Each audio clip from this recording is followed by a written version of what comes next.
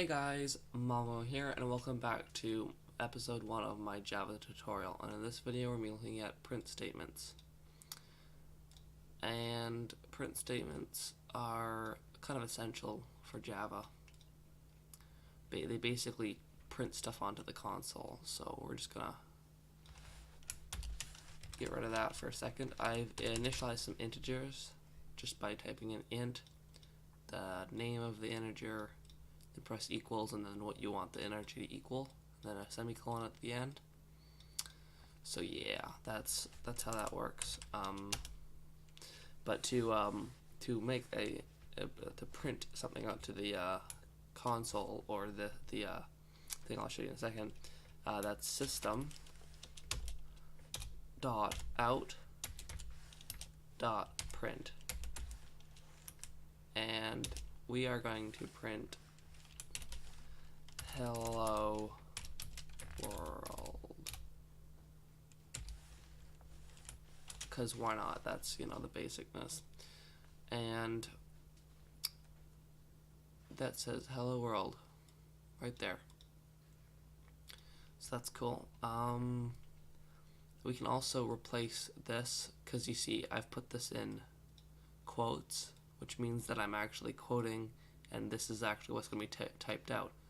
But if I want to actually type out what a variable is equal to, like for instance, if I wanted to print out the value of x, I could just type in x, and that would print out x, like so. We have 5. Now, if I were to want to write like both, for instance, I would do this and then plus equal plus, like that. So I can now write in, like, for instance, x is equal to, and you want to leave a space there, because if you didn't, then it would just say 5 like that, because there's no space that they automatically put, so you'd have to put a space to put it apart. So that's how you can combine two, and then when you do that, it's now x is 5. X is 5, like so. You can also print, well, actually, yeah, you can put println, like so, after the print. And the reason why you'd want to do this is because, well, I'll just get rid of that for a second, and control I'm going to copy this and paste this 3 times, and it's going to print it 3 times out, right? But it's going to print it one after another, because it's just printing over and over. But if we put println in the center one, it's now going to print. See, print first one, second one got printed, and then it did a line return. It went to the next line, and then we got the third one. So that's how that works. Let's get rid of this for a second, because I have all this code here that I can uncheck. Actually, let me just uncheck this for a section first. So we have, oh, by the way, that quick thing, double slash, you can type whatever one, the test. You can type in whatever you want, like that, just in there. It doesn't make a difference. But starting off, we have System.out.print here. We have our printing out x value, and then we have System.out.println, or line. This one, okay, this one, press enter. What? I think I was supposed to wait.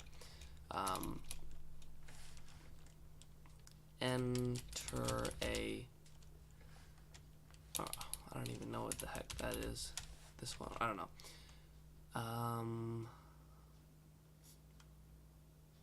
Let's just see what it writes. 5. This is 1. Press enter after. I don't know. 5 divided by 10. Yeah, because you can. Oh yeah, this is the print. This is the printf here. So the basics of printf is %s and d, like so, will be interchanged with these two variables. So as you can see, after I did that, I did comma x and comma y. So comma x is going to be replaced with %s, and comma y will be replaced with %d. And we can replace these with any variables we want, and they will be replaced with the text here, which is actually pretty cool because it's way easier than doing something like what I did at the beginning. So yeah, and then here I just have a line spacer because I didn't feel like getting into this yet. So that just spaces the line out, just so that when we unlock this stuff, it will basically not have it all cluttered together, and it's a bit spaced apart so you can kind of see. So now, let me explain what's going on here. We have a new scanner, which is kind of not a print statement, but it's kind of really similar to print statements, but it allows you to type in an integer. So like, let's say 100, and then we press enter, and it's going to print out our integer we just printed. See, it says enter an int here. So we did enter it. So we made the scanner. Scanner. So scanner is the type, and then the name of the scanner is scanner equals new scanner. And then system in basically is the opposite of system out. But system in is basically getting information from your keyboard. Then we have System.out.print, or if you want a shorthand in IntelliJ, you just SOUT and press enter, and it does print line like that. And then enter an int just to give us a prompt. X, which we're using up here, for which we made up here, initialized up there. X is equal to scanner.nextInt, which means that the next int that you type in is going to be set to what the x value. So if I wrote 100, now z is equal 100. And then scanner.nextLine, I think, is so that after it returns, and then System.out.print z. So instead of having the 100 right after that, I think that's what that is. Now, moving on to the last section, we have these, which are like kind of things you can do. So like regular backslash, these 5, these are the ones that I could figure out, but the main ones are \n, which whenever you put \n in, it will return it to the next line. So if I run this again, which if you have multiple mains, which by the way I didn't mention, the main method is where all the code gets run from here to here. This is where all the main code gets run. And this tutorial is not really a super in-depth for like Java. These are just going over certain topics of Java. So right here we have test \t test, and if we run that, right click run, it's going to, we have to enter it in first. Okay, so test, and then the T is for tab. So the tab is basically going to equivalent it to a tab. So instead of putting that, you could have put 4 spaces. Test \r. I'm not sure what that does. It looks like it just completely removed it. So you'd have to mess around with \r. \f looks like it does this little character here is \f, I think.